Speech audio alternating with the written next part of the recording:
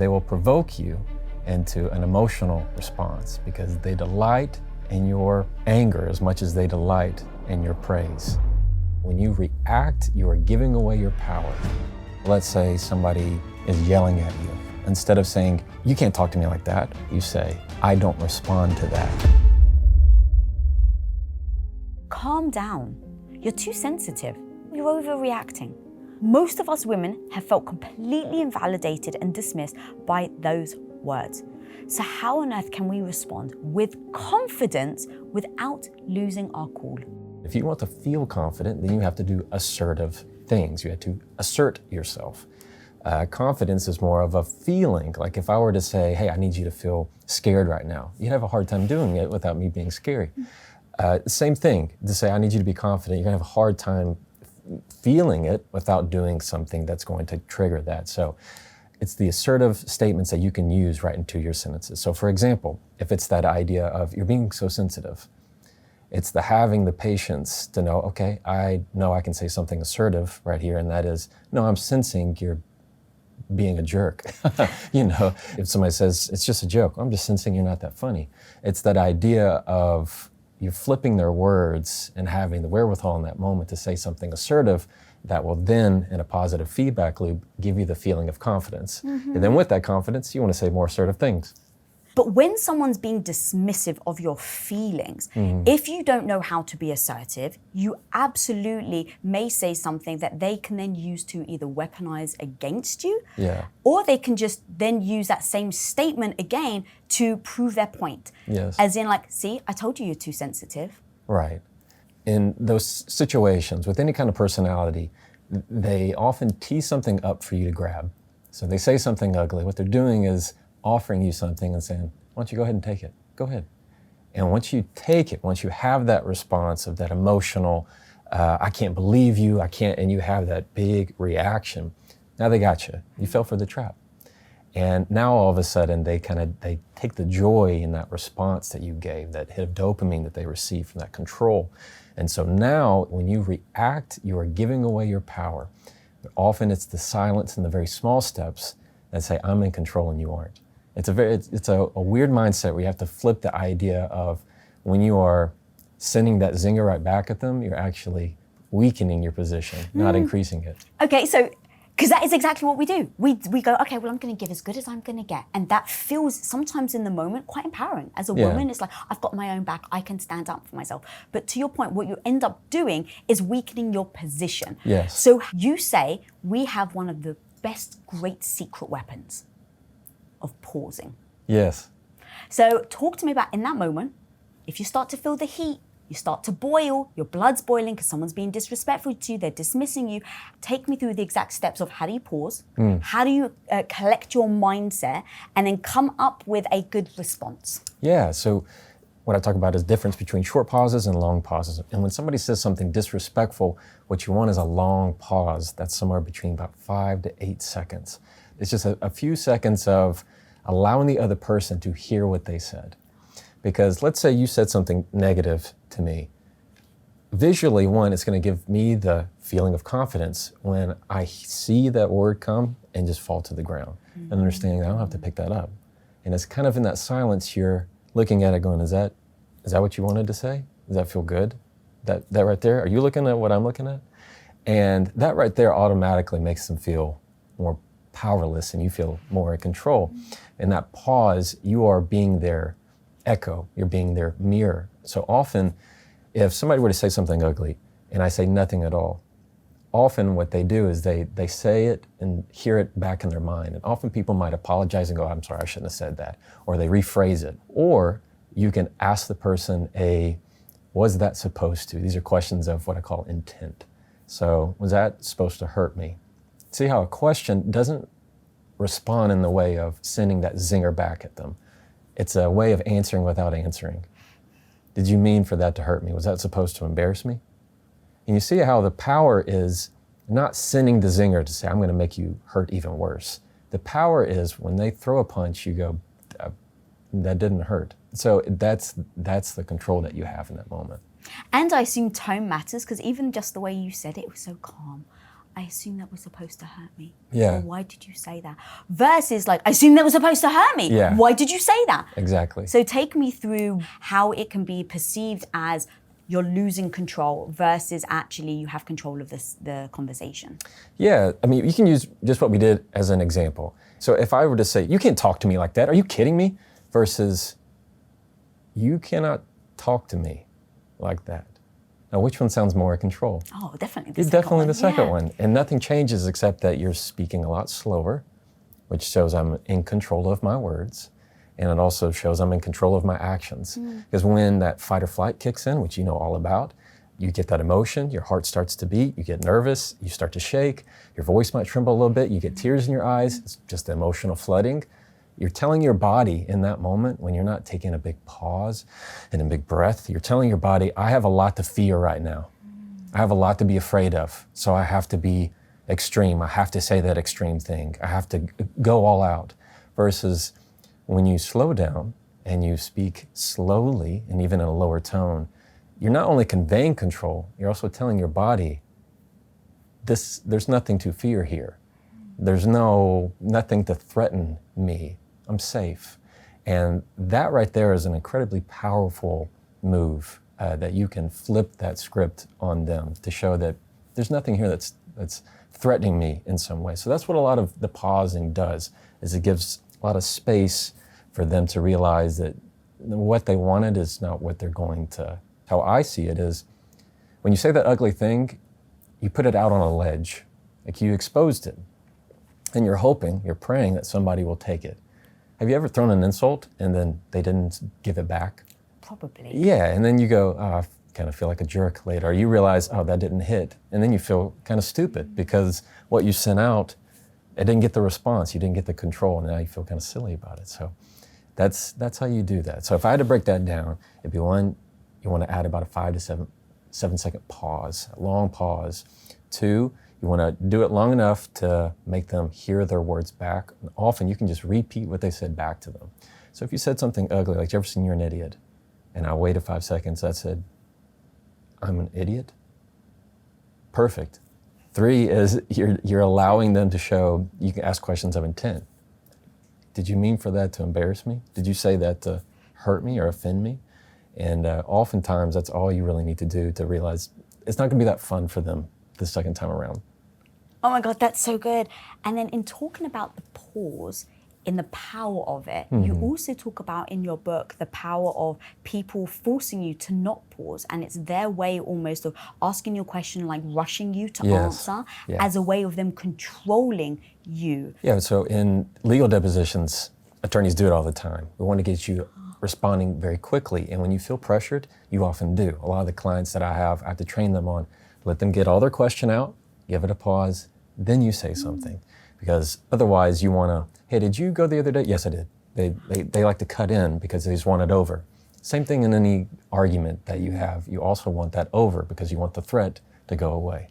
But where you find the moment of control and power for them is when you can add distance between what they said and your response. In that distance where you're able to show them that there's nothing here that's really going to defeat me in some way. And so what I like to focus on is when you are trying to rush your words, what you're saying them is you're afraid. Because when you get afraid, you like to rush your words.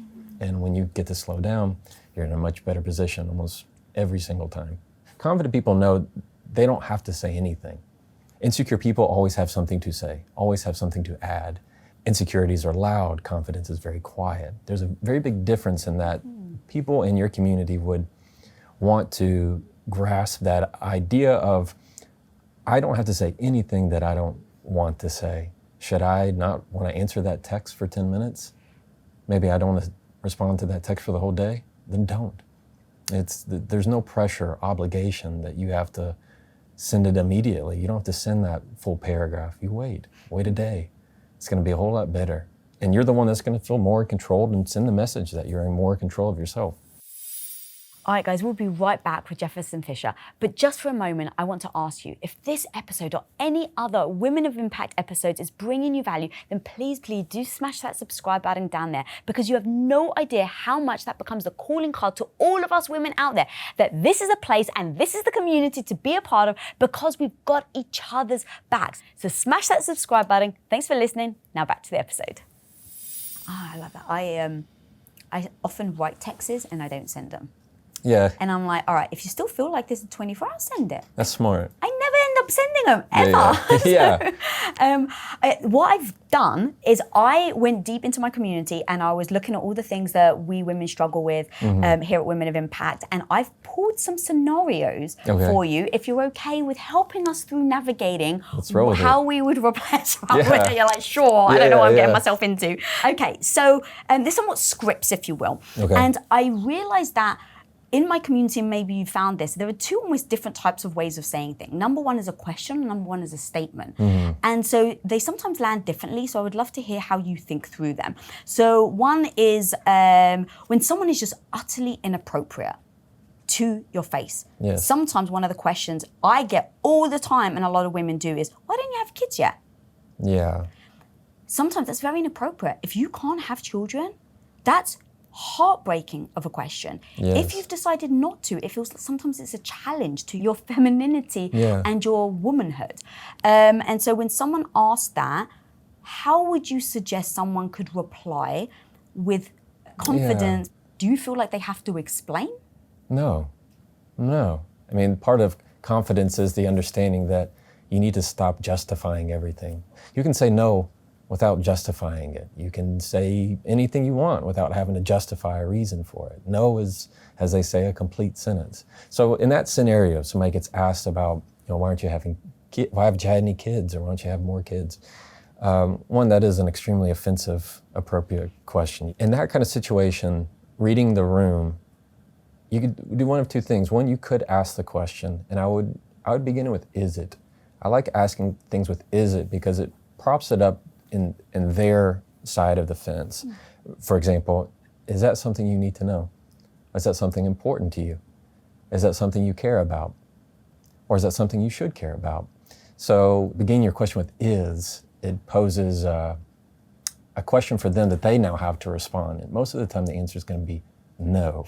Or if you need to turn that into a statement, and it could be something that's not something you should know. As simple as that. I feel like when it comes to an inappropriate question, the more inappropriate, the more room you have to turn that question into a statement. I'm saying that's an inappropriate question. I love it. That's an inappropriate question. That's such a straightforward way of responding. But then sometimes it can be a statement that is offensive but doesn't leave you really any room. So I'd love to know how, again, we women get this a lot. Why haven't you put on weight? Anytime they get questions about their exterior, what I like to recommend is that they own it. Whatever it is, they need to love on themselves. So whenever somebody gets a question about weight, their appearance, my recommendation is for them to own it. Hey, it looks like you've been put on some weight. Yeah, I've been hoping so. I think I look awesome. I love how I look. It's just owning it. I love that. It's so hard though. I was 19 years old and I was known to be very skinny, like as a kid. And then I had blossomed and my body started to change and I put on weight. And my roommate's mother walked past me and was like, wow, you got so fat. I remember this to this day.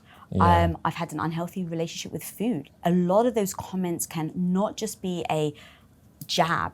It can be something that you remember for the rest of your life and your identity gets built on it. But sometimes it can be so damn hurtful that you take it personally, you really take it to heart. And do you see how, even in a little instance like that, maybe she didn't mean it, but you took it a lot differently. And so in that, just that scenario can prove that it hurts and you carry it as much as you decide that it hurts and how much you want to carry. And so even when you say, well, I've remembered it forever, well, that wasn't her choice, it was yours. And so every time it's that ability to say, okay, well, if I have the choice to remember this, I also have the choice to let it go. I'm gonna pause for a second because thank you. you metaphorically just slapped me around the face, and I love it. And I really mean that. Like, I think sometimes wake-up calls are great. Yeah. I'm such a person of growth and evolution, and it's clearly something that has stuck with me because I just said it on this show, right? I mean, and this was when I was 18. And so thank you for being that honest. I always want that hard truth, even if it's hard to hear. Yeah. So putting the onus on me is a beautiful gift you've just given me. Yeah, Thank absolutely. you for that. Yeah, of course. Still got a few more though. Yeah, Ready? let's keep going. What about deflecting blame with sarcasm?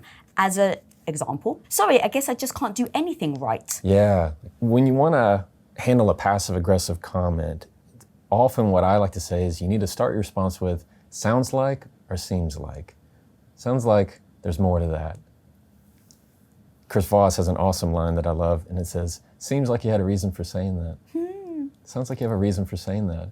It just kind of calls them out of, hey, you're not coming out of the gate. You're not being open with this. And sounds like there's more to that. That's probably one of my favorite go-tos is sounds like there's more to that, because they'll share almost always. Another one that I like to use with passive-aggressive people is, should I read into that? I do that a lot with texts. Should I read into that? And almost every time you'll get a very clear answer of, oh, no, I was just texting, and I know I was reading the context in it. But often if it's, should I read into that? That shortness, that it's a weird word that you threw in there. But going to what you just said, that most people go, oh, no. Yeah. That's all, most of the time I assume that's BS. They actually do mean something. Sometimes by yes, it. but the point is you called it out. Right, okay, so the fact that they're backing off, you don't then proceed, you just back off as well? Do you? Yeah. I go actually a little harder recently. So passive aggressiveness for me was such a trigger, because I was like, I don't know how, like, it feels like they're insinuating something, but not quite saying it. And then if I bring it up, I used to be then saying, oh, you're being paranoid, like, it's all you. And so the blame keeps coming back to you. Yeah. So then that makes you not speak up when someone's being passive aggressive. I realize that doesn't help. I feel like that is a bit of a bullying technique. Yeah. And so I started to call people on it by saying, like, what do you mean by that statement? Yes. And then they would back off. And I'm like, but what did you mean? Like, no.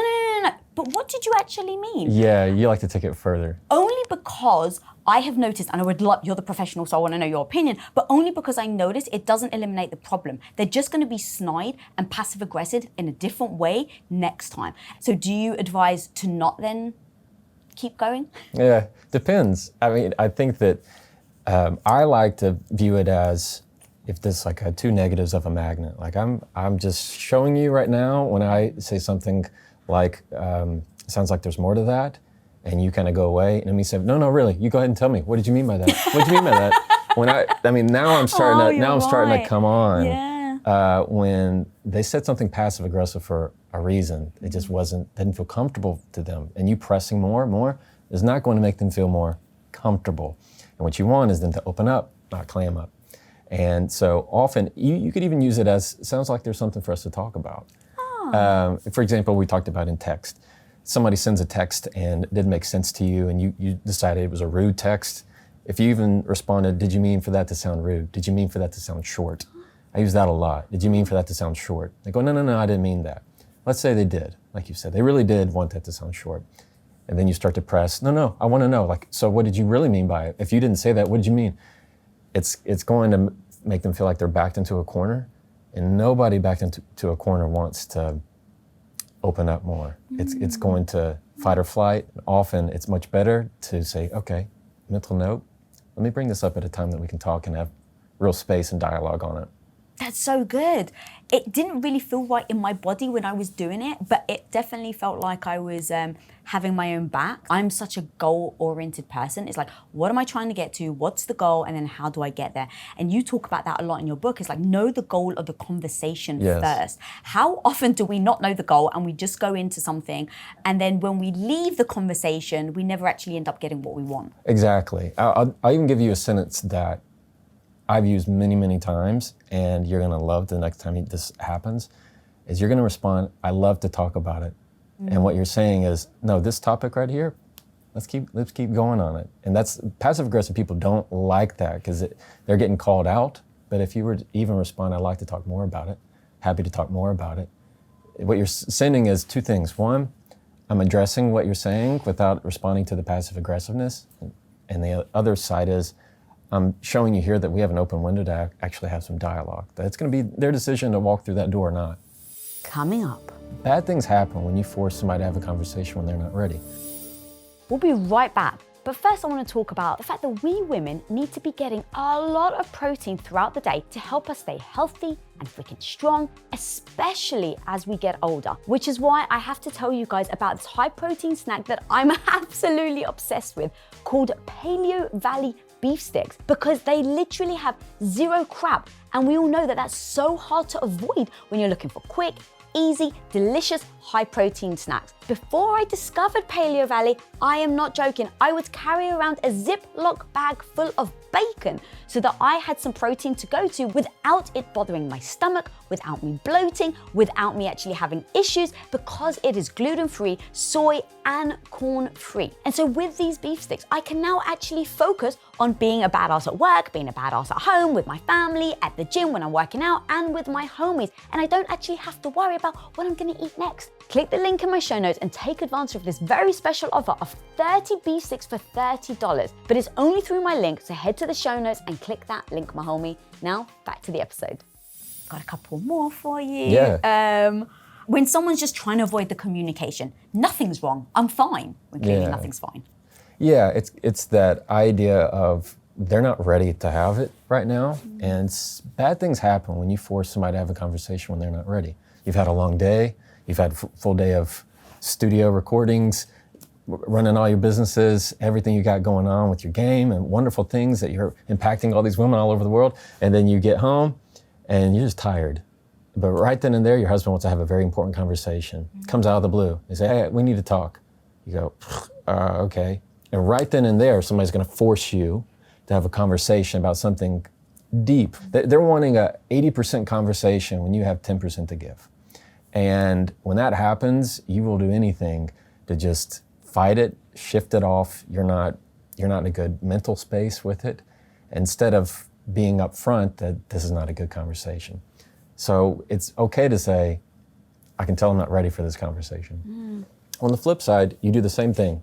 When somebody is saying, hey, look, I'm not ready to have this conversation. I'm fine, I'm good, I'm all right. It's okay to say, it doesn't sound like you're good. It doesn't sound like you're fine. So you're just trying to continue to open up that dialogue. I'd love to talk to you about how fine you are when you have the time, you know? So what if that person though, they're an avoidant? And then, so they're always just trying to avoid having that time for conversation. So they're always just like, no, I'm fine, I'm okay. What are the types of things that you can maybe say in that conversation that gives them somewhat the comfort to know they're in a safe space, that they, you're not going anywhere? Because when I think about relationships and women, sometimes your vulnerability can be used as a weapon. Tell me more about that. I saw that. So you share with somebody, let's say your partner, and you say you're really struggling with something, and then they go off and let's say they just dismiss it. They hear you, but they don't do anything about it. And so now you're just not feeling seen. Yeah. So now imagine that in a relationship, you've expressed your vulnerability, you've told them their problem, and they haven't done anything about it. They haven't asked you. And so what ends up happening, unfortunately, as a woman, you end up backing off because you're like, well, I'm not seen. I've shared my vulnerability, and now they are not helping, and now I feel like I'm worse off. So your response next time is when someone says, how are you? I'm fine. Yeah. So now that vulnerability that you keep sharing, where you've got maybe a core wound, someone's just using it now as a weapon to shut you down. That is so true. What I teach are frames, how you frame a conversation. Often when we want to have something that's been on our mind, let's say somebody in your community has had a full day, but in the back of their mind, they've been thinking about something that's bothering them. They want to talk about it with their partner when they get home. The partner has no idea of what's coming. They've lived with the thought for 0 seconds, versus the other person has lived with that thought for 8 hours. And so when you come to meet, it's not even a fair playing field, because somebody's had a whole lot of depth and time to prepare for the conversation, and the other person has had none. They're totally cold on it. And that leads to it's like oil and water. I mean, it's just gonna go terribly because they're not ready for that. especially not to the depths that you're wanting. If you're being emotionally vulnerable with something, there's a lot of miscommunication when they say, no, I'm trying to pour my feelings out to you. And the other person's going, you just asked me that you want to talk. What are you talking about? I've had a full day of work. Right now, that's when you want to pour all your heart out? I'm not ready for this. And that's a fair thing to have that position. Using frames allows you to position difficult conversations that's going to give a expectation and a goal, and how you're goal oriented. So you start a frame by, number one, telling them what you want to talk about. Number two, you tell them how you want the conversation to end. Number three, you get their buy-in to it. So let's say, give me an example. So let's say, for example, we've had a difficult day, and you and I are working together. I might say, I'd like to talk with you about something that's been weighing on my mind for the last 2 weeks, and it's important to me. And that's step number one. Step number two is, and I don't want you to solve anything. I just need you to hear it, just from me. That's it. I'm not asking you to do anything on it. Is that okay? So that was number three. Is that okay? Does that sound good? Or can we do that? Perfect. You have a wonderful chapter. You have a frame of exactly what the conversation's going to be. Now the other person goes, okay, now I know we're talking about something important. Two, now I know I don't have to fix it. I don't have to keep looking for ways to solve the problem every single time. And three, I get their buy-in. And so now they're kind of committed to having that conversation. When you get that little, does that sound good? Or can we do that? They go, okay. And now they've made a deal. They've made kind of this hidden contract to discuss this with you. And people don't like to typically break their word. So using a frame for the most important conversations or difficult conversations, much better way to set yourself up than just catching them cold. That's so good. How do you then emotionally regulate enough to be able to do that? I actually call it emotional sobriety, because I feel like you can get drunk on anger, you can get drunk on frustration, and what ends up happening is you act out of character, just like when you drink alcohol. Yeah. So when I go into a conversation with emotional sobriety, I can hear what I'm saying, I can hear the response. But when you go in and you're just completely emotional, it sometimes can be detrimental to the conversation and to yourself. Oh yeah, most times. Yeah, absolutely. Anger is intoxicating. It can be an intoxicating feeling. A way to emotionally regulate yourself, and what one of the first steps I have in the book is let your breath be the first word that you say.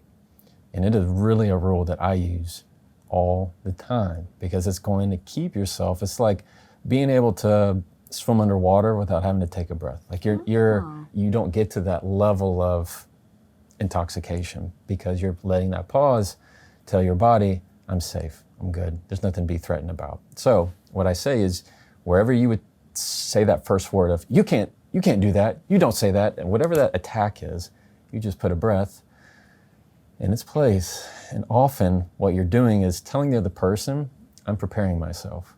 Like if you were to ask me, hey Jefferson, how was your day? And I was like, good, I'm good, Lisa, I'm great. Versus, Jefferson, how was your day? And I said, I'm good, it was good. I mean, just that right there, I automatically cued you in that I thought about your question. I felt controlled when I said that. So just letting your breath be the first word is such a power move when it comes to regulating your emotions, because it's breath, as you know, that continues to calm yourself down, especially when things get most heated. Okay, so let's say you take that breath, which I love that. I love the analogy of taking the breath before you go underwater.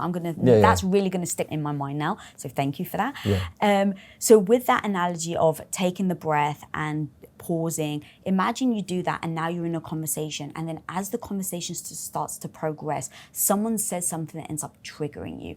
And part of the thing that you really talk about in the book is about your psychological triggers, and how when someone triggers you, it can have the impact of a response that you then have. And so I've got a couple of examples, again, if you don't mind. Yeah. Okay.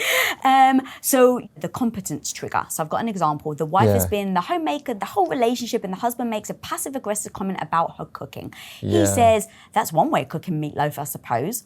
The impact of that competence trigger is that it pushes you into overcompensating and seeking validation and doubting yourself. So in that moment, let's say you've been triggered, let's say you've been told your whole life, you're not very useful. And so now you pride yourself on being that stay-at-home wife, that supply, really serves the family. And then you get one of those passive-aggressive things. That isn't just a moment of, well, that was kind of rude. It now starts to pull the thread of your entire identity. So when you get moments of triggers like that, how do you then regulate yourself enough to be able to then finish the conversation instead of storming off, slamming down the phone, or telling someone a rude text message back? Often what I'd like to teach is that when you claim it, you control it. Meaning when you say how you're feeling, you are controlling that emotion rather than internalizing it. That's the power of detachment. I get to say, I'm mad. Like, you're not mad, you're Lisa. You feel mad. And so it's just that little ability to separate out who you are from the emotion that you're feeling gives you control over it. So even if you were to say something, or let's say a husband makes a dumb comment about meatloaf, it's just saying, I can tell. Begin your sentence with, I can tell. I can tell I'm getting defensive with that. I can tell that upset me. I can tell I'm very sensitive to that comment. I can tell I'm not ready for this conversation. Anytime you say, I can tell, it is not only a, hey, I'm letting you know how I'm feeling, but it's also an acknowledgement of, I'm being very aware of my emotions right now. And that emotional awareness, that's what's going to give you that extra edge of regulating yourself. Saying, I recognize these feelings. I'm not having to wonder where they're coming from. So what's the difference between then I can tell versus I feel? So I feel is you're wearing it. I can tell sounds more like you're seeing it from a distance. I can tell because it's like saying you're looking under a microscope or you're looking at something on a table. I'm very visual. And so a lot of the metaphors I use are visual. So if I say, I can tell, it's me seeing it on a board. So I know I can tell right here on this graph, this is where he got sensitive. This is where he got defensive. Versus I feel says, no, this is what I'm wearing right now. And I'm wearing anger. Do you think that you can trust your emotions? Oh, that's a good question. No. In terms of, can you trust your emotions to be accurate? Or can you trust your emotions to be real? Yes, I believe your emotions are real. That doesn't mean the facts that caused them or what brought them on are accurate. And so if, for example, somebody made a comment about me of that was my own personal insecurity. They had no idea. They didn't mean anything by it. Are my feelings real about it? Yes. Is what they sent, is that what they meant? Most likely no. And so it's still that struggle when you have that internal emotion that is very real, very just as pure as ever, but the other person had no clue that they ever sent it that way. Interesting, yeah, because when I think about triggers, I used to use my feelings as facts. And it's like, well, it's a fact that you hurt my feelings, and so therefore I must be right in an argument where you had said something, let's say, mean.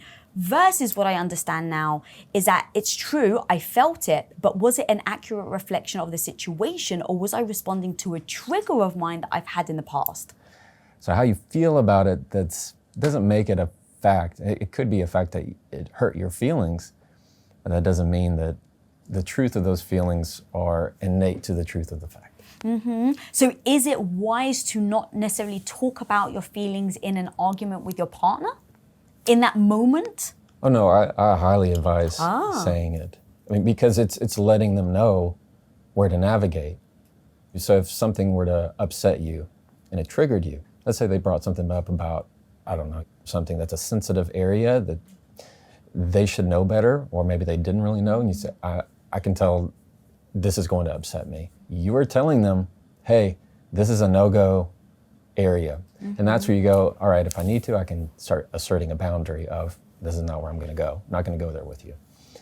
So it's very beneficial to talk about your feelings in the moment while you're feeling them. Thank you for that breakdown. That was very clear. What about then, I feel versus you've made me feel?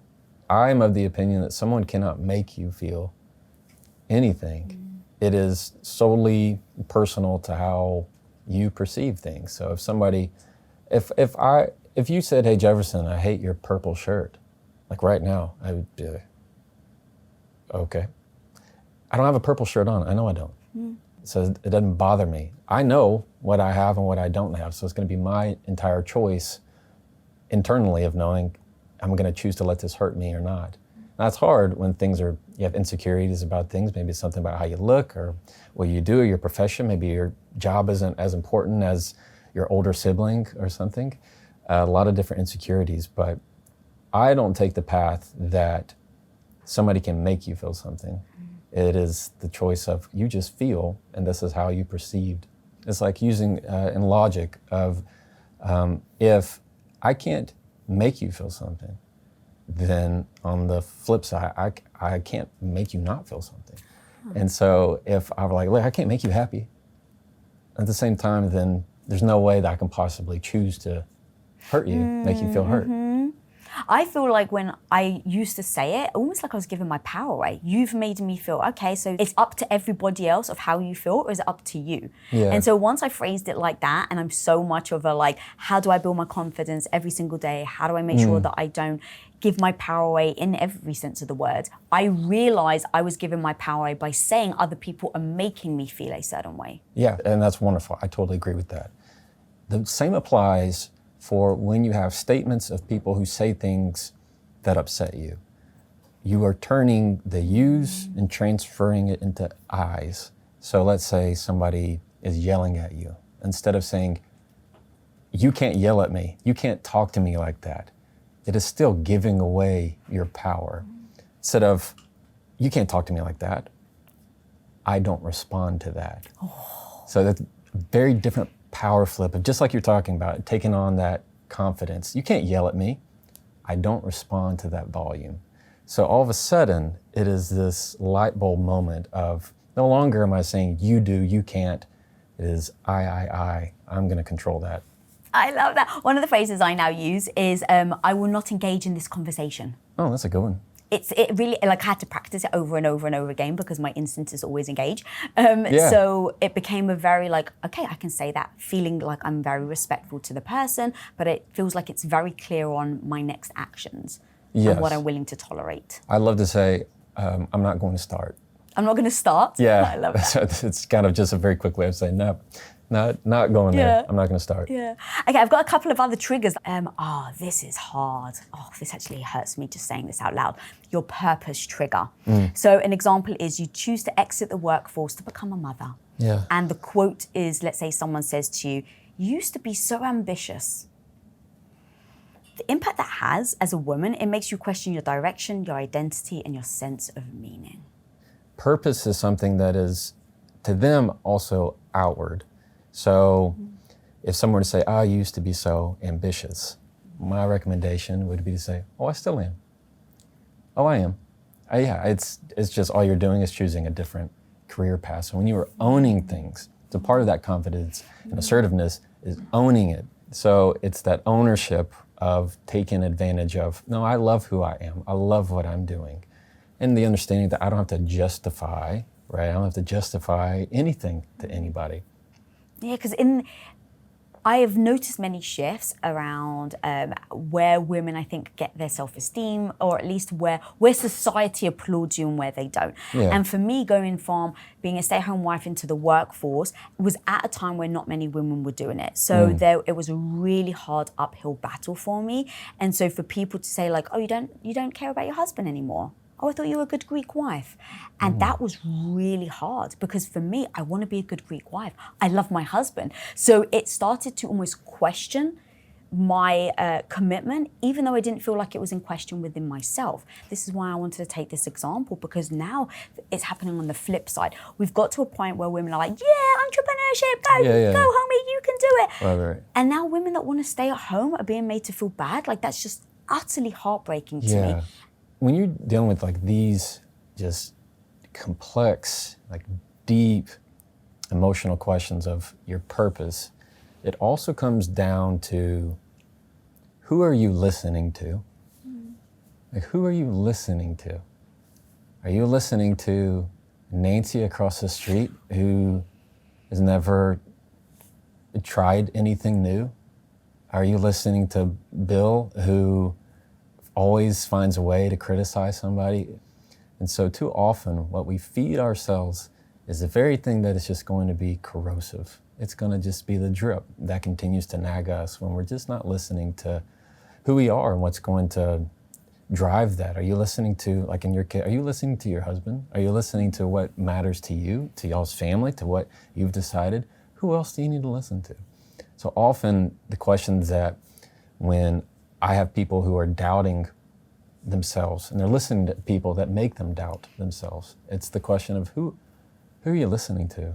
It's a question that it helps you go back to the center of why am I listening to them? Are you doing things that serve who you are and who you want to be? Are you trying to come up with reasons to doubt yourself? That's true. So how would you advise someone breaks out of listening to that person or that community and then letting go of the judgment that comes with it? Because that's the other part, is that maybe you're listening to them, maybe you still tap into your own internal voice and you're like, I still know this is the right thing for me, but you end up getting judged.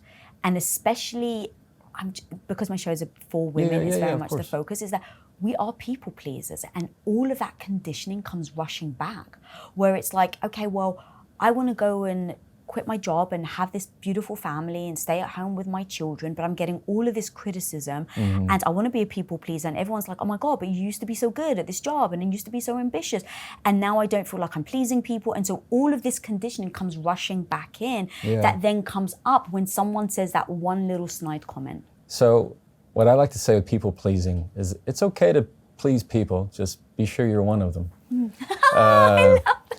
And it's so common that we get into this routine of pleasing the other people and expecting somehow that when we tell them what we're doing, they're going to be disappointed. Like we're letting people down. Mind you, most of these people are strangers.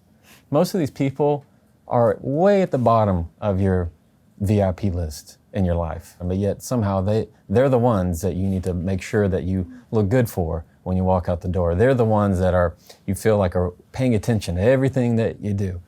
I love that. I'm proud. That's so cool. And you also say about in moments, maybe not like this, but in conversations where it could get a bit heated, like mean what you say. And so how many people say something and then they literally then the following sentence, they actually don't abide by what they're just saying. Like, I'm going to end this conversation and then you just keep going. How many of us do that, and why? Intuitively, I know it's wrong. Take me through what that's actually doing.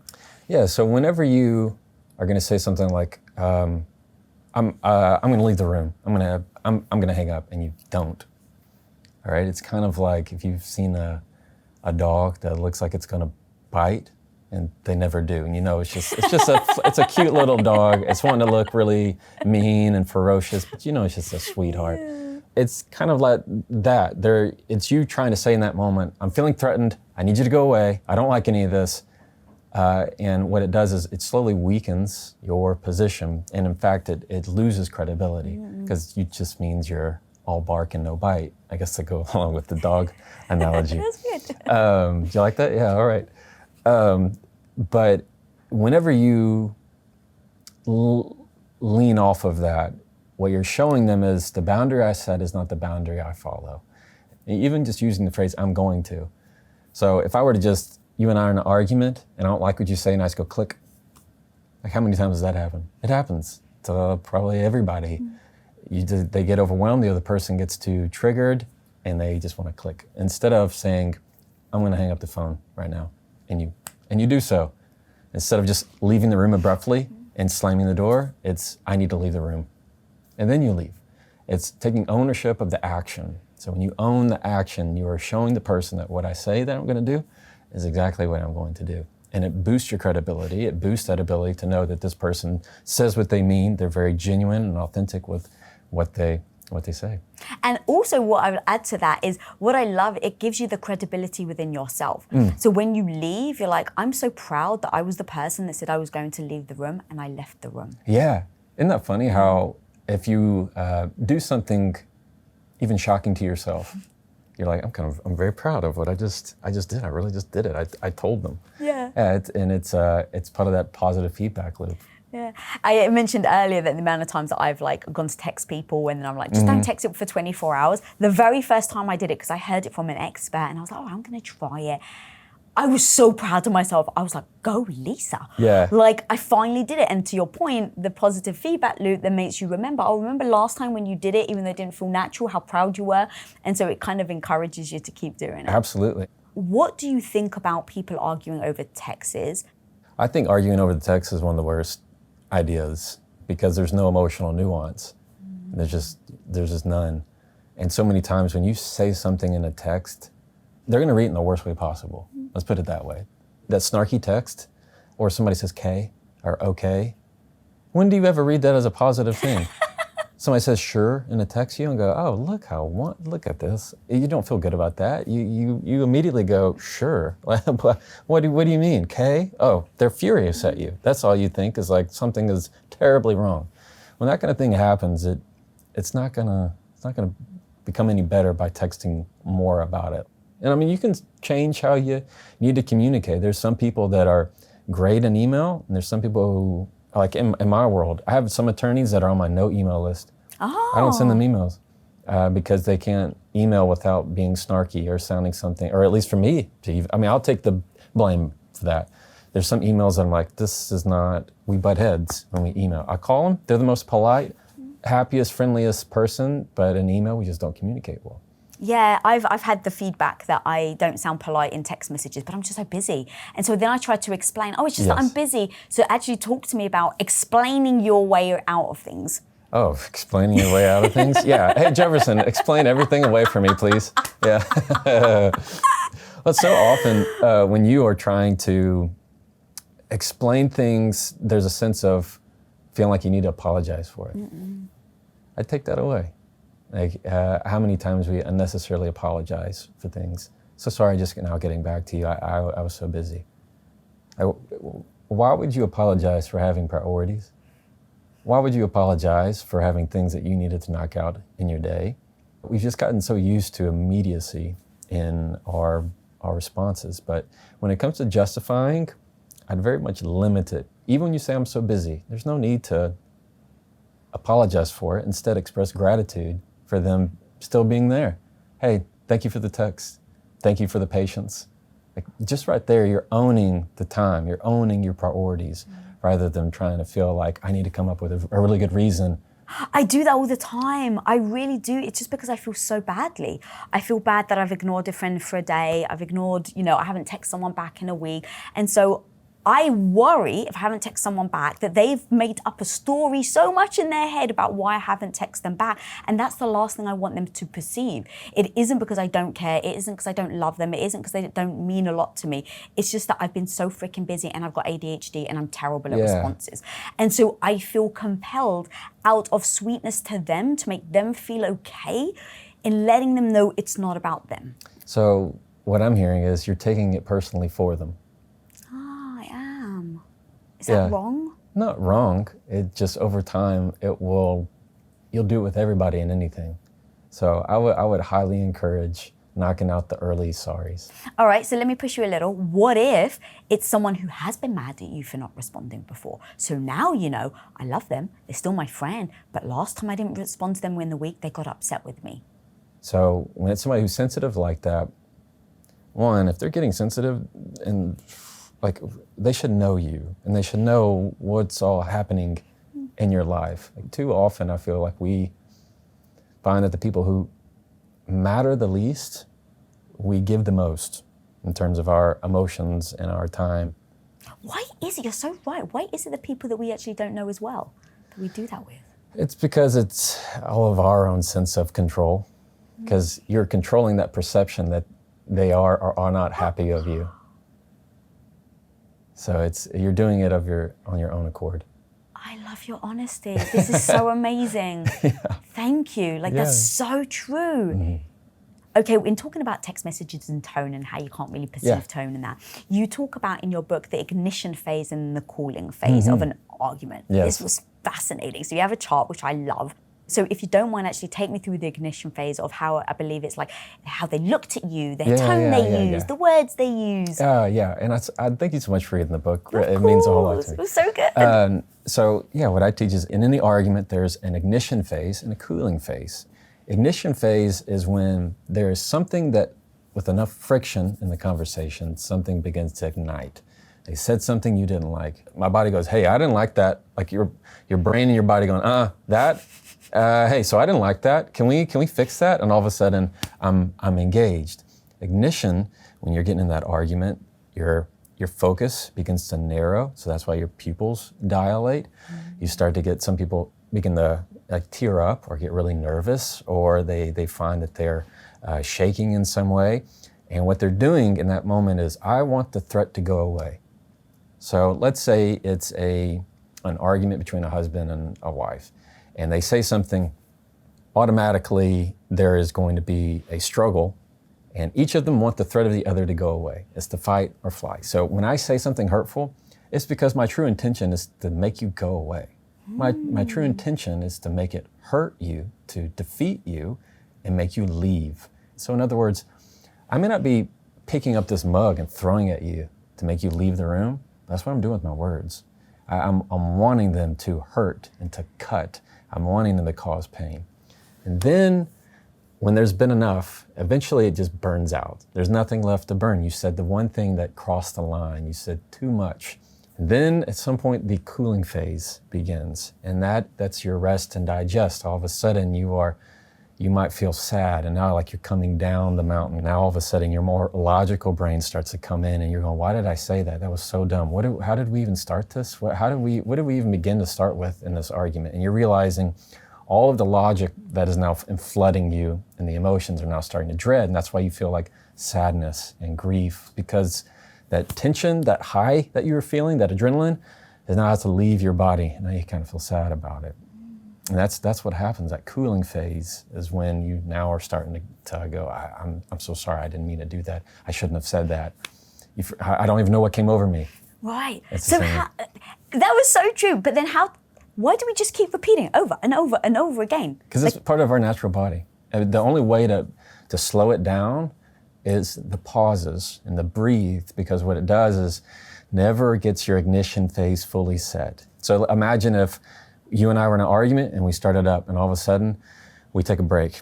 I'm just going to take even my own breath, and all of a sudden I kind of come down on the graph. And then something else happens. I might start to rise. I'm getting upset. You breathe, and you kind of start to take it back down again. It's telling your body, I'm good. I'm still safe. This isn't threatening me in some way. That's why often when the whole point of it is not only controlling and better recognizing those symptoms within yourself, what we talk about and teach is recognizing those symptoms in the other person, and knowing that when you're yelling at me, I'm not going to take that personally. I'm going to recognize it as your ignition phase pleading for me to go away. It is your ignition phase to say, I am not comfortable with any of this. That's what I need to hear the next time I hear somebody raise their voice. That's so good. Can I ask you a personal question? Let's do it. I assume you argue with your wife. Yes. Is there something that you feel like is the hardest for you that you keep getting trapped in? Yeah, what you see is what you get for the most part, and they would tell you that. My family would tell you that. What I will say is, what makes a big difference is because she's also an attorney. And yeah. Well, of course, you guys get each other completely. Yeah. But the key is that arguments are very short, because it's very matter of fact, very being quick to know where the problem areas lie. And so when you are quick to forgive and quick to say apologize, and that eliminates 99% of your problems. Quick to apologize, quick to resolve it. I mean, what hurts is when the arguments they go on forever. But when you find ways to quickly resolve it, it's gonna go away. But yes, it's, for the most part, I'm exactly what you see. The defensiveness, I would say that's probably my number one weakness, as everybody. Really? Really? Is that everyone's problem, the main one? It's a big main problem, defensiveness, because it's so reactive. It's so just natural to what we do, because your body is already just on the alert for anything. Like if you were to, let's say I was looking away and you decided to throw that mug at me, like something in my body would go, oh, I'm ready in my peripheral to catch that. And so our bodies are just naturally very perceptive and ready. Like our reflexes are great. Right? And so it's the same thing with our words. And so when you say something that is hurtful and you say it to hurt me, I'm naturally gonna get defensive about it. But having the ability to regulate your emotions, ask where it's coming from, how to be assertive with your statements and call it out, it's going to make you a whole lot better communicator. It's so good. Your advice is so good. And as we're talking, I've interviewed a lot of psychologists on my show. And one of the things that made me realize is these tactics that you teach really do go hand in hand with doing the deep work of your childhood traumas and things. What you were taught as a kid really does show up in your adulthood. And so I think a lot of it comes from the conditioning that you had as a child, especially with women. Yeah. So in thinking about, okay, maybe you were dismissed as a child for your emotions, that then can show up in how you respond in arguments, how you become defensive in arguments, Yes. how you take them personally. Yeah, there's a whole concept of how you argue now, mostly a reflection of how you saw arguments growing up, because that's just what you saw. I naturally have mannerisms because it's in my DNA that are reflective of both my dad and my mom. Same thing happens with our arguments. And the truth is, many of them are not healthy. For the vast majority of people, the way you saw arguments come out and bred in your life are not healthy. And it's very cultural too. That's what I was going to ask you actually, because I'm Greek Orthodox. So the Greeks allowed, they interrupt, they shout. Just generically, like almost everyone in my family, when I go to Cyprus, like every Greek I've ever met is like that. And then I come to America and my husband is like from Tacoma, Washington, like white boy of white boys. And so he's just like, why is your family shouting? Oh my God, what is happening? I'm like, that's the Greeks. Yeah. But like in building that relationship and even how we communicate, and as we're talking about conversations, we had to understand our base assumptions of how we saw things. So my base assumption is if you yell or if you interrupt someone, it doesn't mean you're rude, it doesn't mean you don't care, it just means that you're comfortable being around them. Exactly. My base assumption, my husband's base assumption on shouting and interrupting is it means you're rude, you don't care, you're dismissive. And so even in that, some of these things I think can be the perception that you've had as a child and the culture that you've been brought up in. Absolutely. I get a lot of comments when I'll post a video and they'll say, this is how we are in Canada, this would never work in Japan. Like there's all kinds of different things of, it's very cultural and how we communicate. And that's why it goes into how you connect with the person.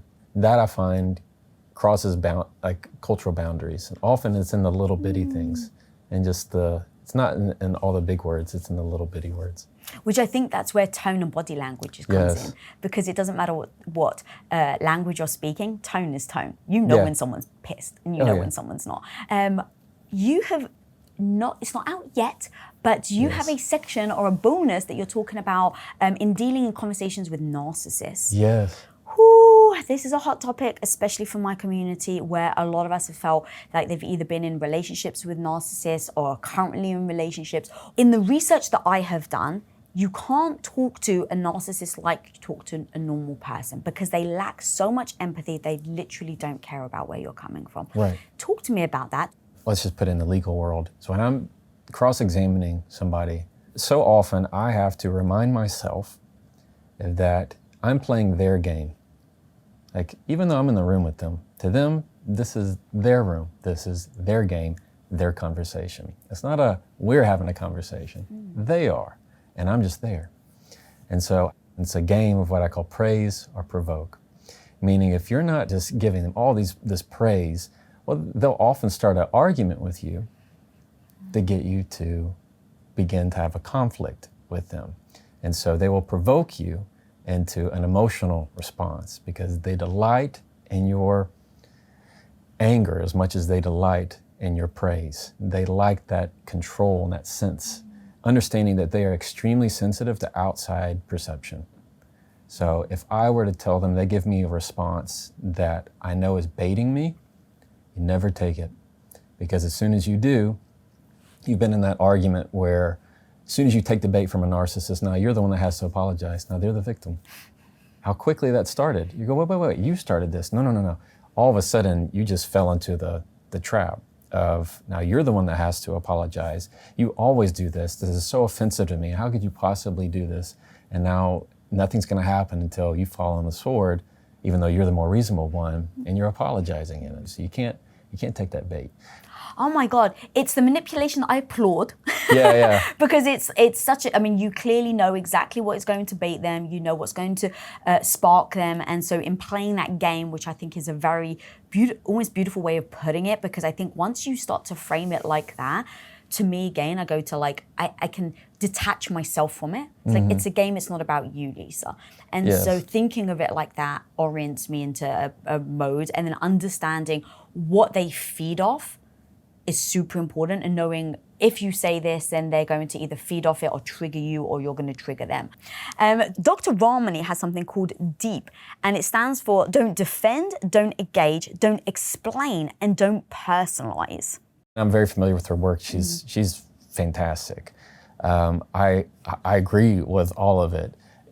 Where I would even push it further is the understanding of when you are in the space of somebody who's given you those qualities as a narcissist, you have so much power when you do nothing. It's the opposite. Like you feel like you have to manage, I have to control, I have to get them. You don't. No, you don't. I have to say something. No, you don't. You know, there's nothing you have to say. You just need to be still. Being still carries a lot of power. I love how calm you are. You're very calm. One of the quotes that you said in your book that I love is, who you see is not who you're talking to. Yeah, the person you see isn't the person you're talking to. And the reason I love that line is because it is so relatable to every day. And that's the kind of stuff that I have a passion for, that I really, really like when it comes to how do you talk about communication.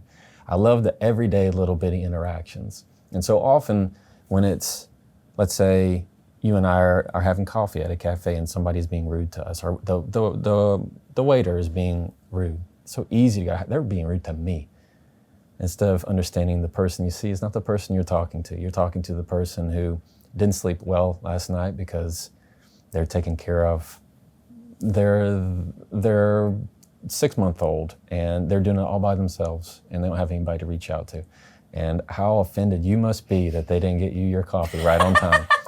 And so those little moments like this just add a lot of grace into your life. And it's so rewarding and gives you a whole new sense of peace when you can apply that to your communication, and unlocks this eyesight that you didn't have before, where you can start to see everybody as just a little bit more human. That's amazing. I don't know if you've heard of Reddit stories, but there's a section called Am I the Beep? Okay. And I change it to Am I the Mean Girl? Oh, okay. And so I've got a story for you, and I would love for you to help us navigate this. So the question is, am I the mean girl? So am I the mean girl for telling my mother-in-law that she can't wear white to my wedding? So I'm 29, female, and I'm getting married soon, and I've been very clear with everyone about one thing. I want to be the only person wearing white at my wedding. I don't think this is an unreasonable request. It's my wedding, and I'm a bride. Pretty standard, right? Well, my mother-in-law, who's 55, stopped by recently and said she wanted to show me her dress for the wedding. She casually mentioned that it has some white in it, so I assumed maybe it was a patterned dress or had some detail with lace or trim. Nope. She steps out wearing an all-white gown. Not off-white, not cream, straight up white. I was taken aback but kept my cool and calmly reminded her that I'd already made it clear I didn't want anyone else wearing white. I said I'd really like to be the only one in white since you know I'm the bride. Her response, she put on this overly sweet voice and said, "Oh, okay, honey. That's fine. I mean, I don't know where I'm going to find a dress this close to the wedding, but I guess I'll just figure it out." Yeah. In looking at the response, there were many things that came to mind. Number one, dismissiveness of your boundaries. Yes. Number two, the passive aggressiveness of it. And then number three, the guilt tripping. Yeah. Guilt tripping is a funny thing. So I would be on the side of, if it is that important to you, and that means that much to you, then there should be the ability to say you are not attending. If they're going to not abide by those instructions, then they don't get to come. I think that this, I guess I'll have to do this so late in the game, this passive aggressiveness, I leave it alone. Don't touch it. Just let that be passive, because what she's doing is trying to also probably be important, try to also put some importance on her in some way. If you say the person you see isn't the person you're talking to, maybe she's feeling some sense of loss in herself or loss of status, and that she's now not going to be the main caretaker. But I will say that if you feel that somebody is not respecting your boundaries enough, you have to follow through with what you say. So too often when they put up a boundary and they just do not follow through with it. But the reality, and maybe this is just a female-male thing, I'm not sure, but like that would be so hard for a lot of women to turn around to their future mother-in-law and say, you can choose not to come. Oh, forget it. Explosions galore. The future husband gets brought in. The mum's like, can you believe your future wife's talking to me like this? And this is the woman you're marrying. And the wife is like, dude, like, you're supposed to be my husband. You're going to have my back. And now the poor guy's in the middle. Like, it becomes this, like, massive thing. Now, it's the reason why I wanted to pick this story, though. It wasn't just about the nuance of this specific story. It was the idea of how a lot of times you can somewhat be pushed into. Oh, I think you're going to call me on that. You don't get to be pushed in. It's your choice if you get pushed in. Is that what you're going to say? So in that moment, let me rephrase, in that moment where you feel like you're setting boundaries and someone's trying to bulldoze them, in that moment where someone's being passive aggressive and there isn't a call for it, that moment where you feel like you're being disrespected or dismissed, that I think can be very universal. When it comes to someone that is so close to you that maybe you're not blood related. And so in those moments, whether it's a partner or a mother-in-law, how do you navigate those boundaries? When somebody's being that passive aggressive, when somebody is trying to block your boundary in some way, and I'm not trying to be rude about it by saying, yeah, sorry, you're not gonna come. But when you have to lay out that boundary, I like to do it in terms of a thank you for following it prior to them, instead of asking them to. Thanking them for doing it without asking. So often when you thank them, there's kind of this obligation in their mind internally that they have to now live up to that. They now have to do it. How much do you think about them? Because I don't know if priming's the right word, but it feels like you're kind of priming them to... Oh yeah, it's a great word. So what other priming tactics or techniques do you potentially use? I like to prime it with the room. So let's say you and I sat down, I might ask, I want to make sure that this is a room I can be very transparent in. I mentioned I didn't say anything about you. I said the room. I sit down and say, okay, I just want to make sure this is a room where I can be fully transparent. And what's the difference between saying this is a room for being transparent versus I want to be transparent with you? Because now they're in it. Now they're also in the room. Ah. And so anytime, like in a legal setting, let's say I might sit somebody down and say, okay, I want to make sure this is a room where you're going to tell me the whole truth, even if it hurts. Can we be in that room? And they're like, yeah, that's fine. Often you can even say it's kind of like framing the conversation ahead of time of what you want to talk about, how you want to end the conversation. That's a very good way of priming, telling them how you want to do it. Mm-hmm. So often we get into conversations and you have no idea of where you want to go with it. We wait until we're talking to figure out what we want to say. Or you actually say in your book, like you just say a lot of things. And it's like you can't even deal with one issue because there's so much coming at you.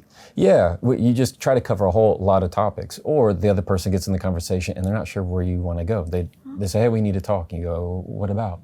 Or if you're just giving me paragraphs and I'm like, okay, what am I supposed to be looking for here? All of a sudden, I'm wanting to go into fix mode. I'm wanting to fix things. I'm okay, so this is what you're going to talk about? You're like, no, that's not it. Just wait. And you start continuing to talk. I'm like, oh, you want to do this? No. Listen to me. I'm like, I am listening. You're just not telling me where you're going. That's so true. Okay, so let's say you're in court and you're trying to get the truth out of somebody and you want to make them really comfortable. So let's say, because to me that part is somewhat priming of like, okay, I want them to feel comfortable around me.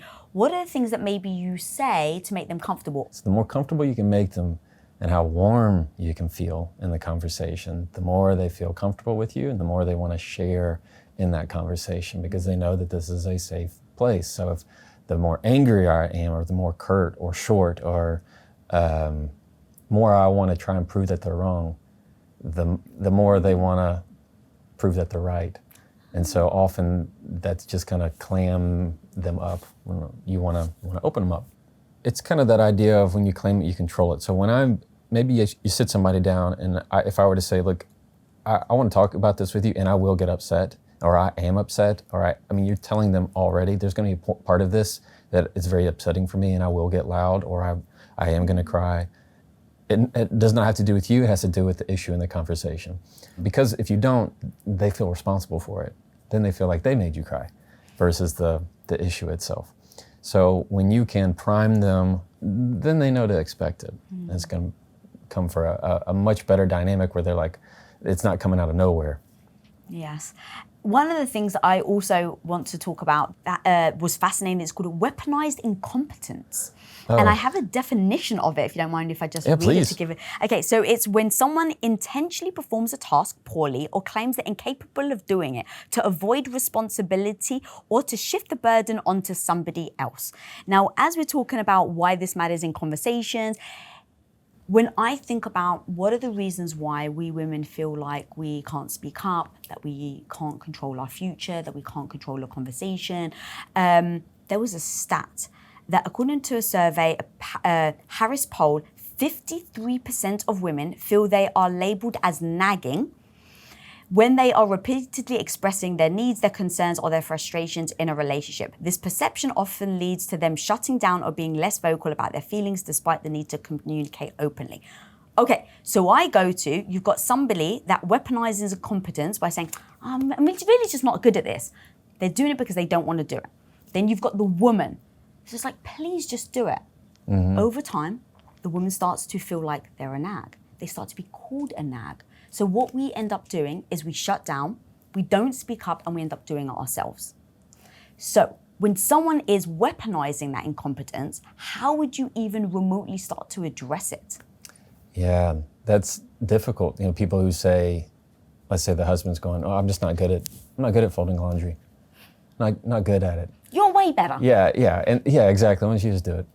When you are dealing with somebody who is using incompetence as a weapon to try and get out of things or not lean into things, or they feel like they're nagging, what I would encourage them to do is to say, when you don't do this, I have to say it again. You're gonna make me need to say it again. That's the key point of this. Instead of telling them, hey, go take out the trash, will you please go take out the trash? Hey, because you haven't taken out the trash, I'm gonna need to ask you again. When you do that, it's not nagging, it's informing them, because this not happened, because of X, I have to do Y. Them's the breaks. You know, that's how that is. It's not me nagging. That's so good, because the nagging makes me feel so bad. And growing up, hearing women being insulted, oh, she's such a nag, like it's absolutely an insult. Growing up, like that isn't a compliment at all. And so then you start to go internally, it's like, okay, I've told them 3 times, well now I'm just a nag, fine, I'll just do it myself. And that's unfortunately what a lot of us do, fine, I'll just do it myself. Yeah, and again, this is me on the other side of this. No, please, I actually want you to push back. It's because often, well, let me say from at least my experience sometimes, you can have that weaponized incompetence. There's also you might want it done when you want it done, and you haven't communicated that to the other person. Because for me, say, okay, will you clean the dishes? Oh, I might see that in several different steps, and I'll get to it in my mind of when that's going to happen. But you had a very different idea of when that should happen. It should happen immediately. So sometimes I tell my son, I need you to go put up your shoes. And he goes, okay. Now I give him a time frame? No. It can be any time. But if I say, I need you to go put your shoes right now, very different. So that's really important, because the whole point for me in this discussion, reading your book, is really how do you become aligned, like especially with your partner, like how do you communicate through arguments, through you feel dismissed but they didn't mean to dismiss you, all these things that we get tripped up on. And even though it's like a little silly example, those are the things that end up becoming the big mountain of like arguments that people then escalate, and you go, where did it start from? And it can be as simple as, she asked me to take the garbage out, I wanted to do something nice for her, I didn't do it in her time frame, so she did it, and now we have this conflict because I didn't show up for her. She doesn't feel like I show up for her, but she didn't give me a chance. Right. And then these become bigger and bigger issues. So in that scenario, then you're saying, be clear on what you're looking for, and then be clear on the timeline? Yes. Whenever you can put a time frame, it's just being clear. It's telling them what they're going to be. And that's the whole point of the book, and why I have it called The Next Conversation, is that we all make mistakes. We all have a lot to learn. But it's the next conversation that matters even more. Because they weren't taught this in school. They weren't taught really how to communicate. How do you handle people who say things that are ugly? How do you communicate things with confidence and also find a way to connect? So that was the whole point of the book, is to give them these 3 main areas in the formula of say it with control within yourself, say it with confidence, to embolden yourself, and then say it to connect. Hell yeah. There's a line in your book, I'm paraphrasing, but it's something like you're not looking to win the argument, you're looking to win at the relationship. Yeah. Well, the idea of winning is just sold to us everywhere. I mean, there's books on how to win every argument. There's tons of blogs, how to win every argument you ever get into. And that's just, I find it to be disingenuous, because the more you win the argument, the more you lose the relationship. I mean, what'd you really win? Great, you threw out that point that hurt their feelings, and now they don't want to be in an argument with you. Oh yeah, you said that thing in front of others at the meeting, and now you kind of embarrassed them. What did you win? Really, you won awkward silence. You won their contempt. And that's really what it is. You lose so much more because you lost that relationship, that connection to actually grow with that person. That's why I say the best time to actually increase your relationship with someone is the difficult conversation. There's never going to be a better opportunity. And the deeper relationship you want to have with someone, the greater tolerance you have to have for deeper conversation. And that conversation can go two ways. It can go disastrous, or Yeah. it can actually bring you together. And that's just one of the 1,000 reasons I love your book, because you're really helping people come together, understand each other more, speak the same language. This has been phenomenal. Yeah, it's Where been can wonderful. people find you and your insanely good book, Yeah. which I'm going to read again, by the way. I Thank read you. it once. I have to read it again because I just didn't write enough notes. Yeah, no, they can. Thank you very much. They can find me at jeffersonfisher.com. If they enjoy any of my social media clips, I make clips in my car on social media advice. This is how this whole thing happened. And yeah, on Instagram, Facebook, just Jefferson Fisher. And being able to share so much of the tools that I teach and sharing with your community that's my passion. So I'm really, really excited. And yeah, I'm just thankful for the time. Oh, thank you for being here.